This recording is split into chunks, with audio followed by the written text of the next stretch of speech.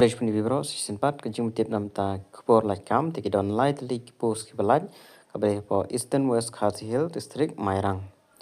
Dengan pulih ketua mengenai replacement application are invited from resident of Meghalaya having requisite qualification and experience as mentioned under the following post under Rashtriya Gram Swaraj Abhiyan RGSA in the Sres District Implementing Division, did Sres Block Implementing Division bid under Eastern West Khasi Hill District, Mairang for a period for a minimum period of 1 year, extendable based on performance.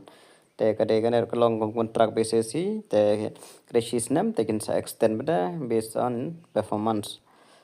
Post menikah kadai district IT manager kawai ke post kane live news nam shaphang. Desired qualification kena menkong la ladep MCA lana BE lana BTEC CSE IT ECE ka desired experience minimum kadai long arts nam katulok kadai arpo hajar. Kini accountant Tylli kawai kadai accountant in one district. Desired qualification they graduate in commerce tengah ke balait commerce kila apply. Business administration with a minimum of 6 months diploma in computer kani rupan asnem ka work experience in related work. Accountant com DO block katepo district kanepo block.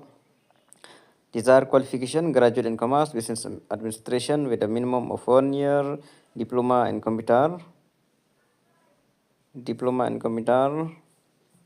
administration with minimum of 1 year mushisnem diploma in computer manhabdai raka PTGCE.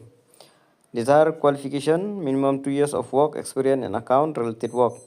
Kane ka accountant po district kadai ka sanajar katulop kane badai po block kadai arpo wajar katulop. Applicants should submit their application standard form. Have submit link standard form along with all relevant document during working hours. The last date of receipt of application is on 11 April. The last date kadai 2 April kan mau ke bako awan apply. Date of interview will be intimated accordingly. Kan pentip note ADA will be paid for attending the interview. Tekane pihak lagi submit hapo Deputy Commissioner te pihak clean hapo DC Office Deputy Commissioner and District Program Coordinator Eastern West Khasi Hill District Mairang. Thank you hiki jing tip khublei shibun.